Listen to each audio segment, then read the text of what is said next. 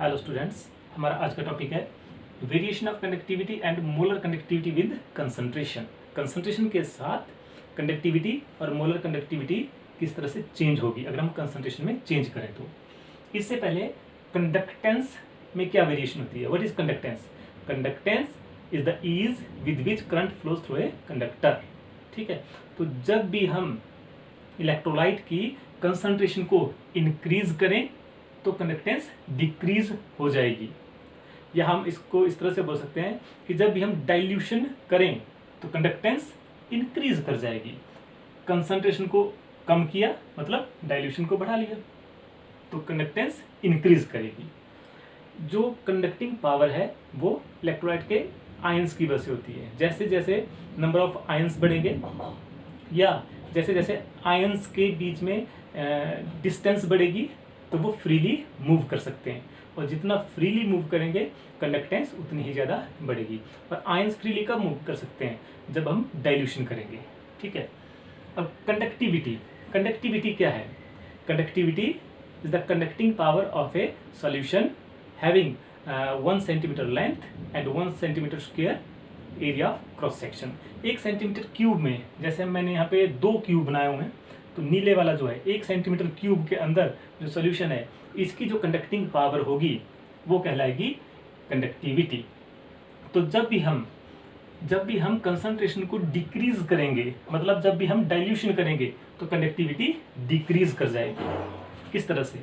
जैसे ये 1 centimetre square का क्यूब है, इसके अंदर हमने 1 मोल NaCl लिया हुआ है, तो जब हम इसको डाइल्यूट कर देंगे मतलब इसके अंदर हमने क्या किया, सॉल्वेंट ऐड कर दिया, और सॉल्वेंट ऐड करने से अब इसका वॉल्यूम डबल कर दिया हमने।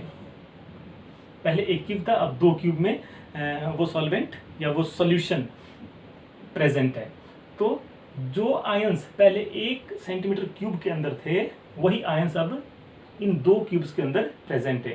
तो इसका मतलब है कि इस पहले वाले क्यूब में नंबर ऑफ आयंस डिक्रीज कर गए। नंबर ऑफ आयंस डिक्रीज कर गए तो कंडक्टेंस भी डिक्रीज कर जाएगी। ठीक है, तो कंडक्टिविटी क्या होगा?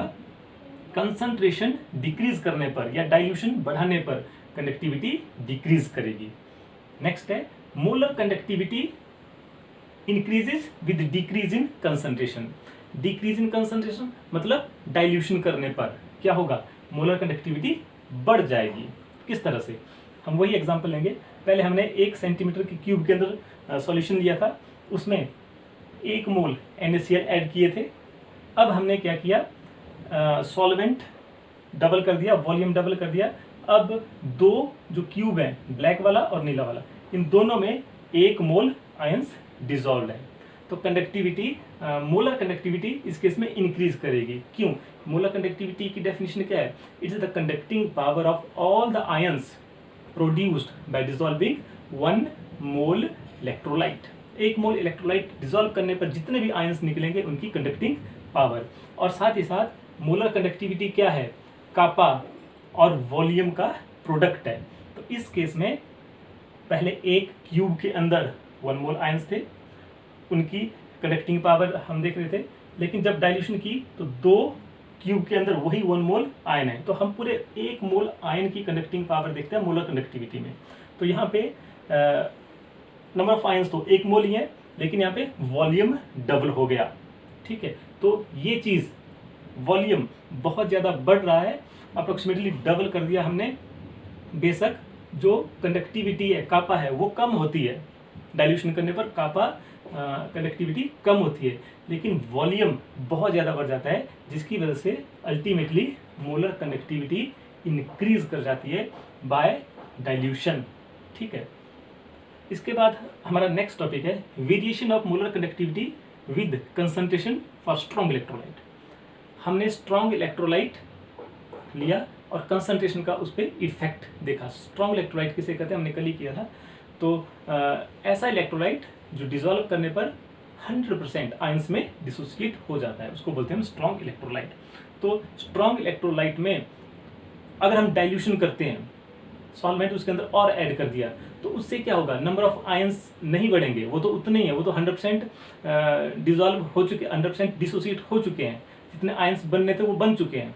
लेकिन डाइल्यूशन करने पर जो आयंस बने, जैसे पॉजिटिव और नेगेटिव आयंस बने, इनके बीच की डिस्टेंस बढ़ जाती है और अल्टीमेटली इनके बीच में जो इंटर आयनिक अट्रैक्टिव फोर्स होती थी, डाइल्यूशन करने पर वो फोर्स धीरे धीरे कम होती रहती है, आयंस एक दूसरे से दूर जाते रहते हैं और ये बिल्कुल फ्रीली मूव कर सकते हैं। तो जितनी ज़्यादा हम डाइल्यूशन करेंगे उतनी ज़्यादा आयंस एक दूसरे से दूर जाएंगे और ये बिल्कुल फ्रीली मूव करेंगे और 100% अपना कंट्रीब्यूशन देंगे कंडक्टिविटी में। तो जब भी हम डाइल्यूशन करेंगे तो स्ट्रॉन्ग इलेक्ट्रोलाइट की कंडक्टिविटी स्लोली इंक्रीज करेगी और अल्टीमेटली एक लिमिटिंग वैल्यू तक पहुंच जाएगी, जिस लिमिटिंग वैल्यू को हम बोलते हैं molar conductivity at infinite dilution.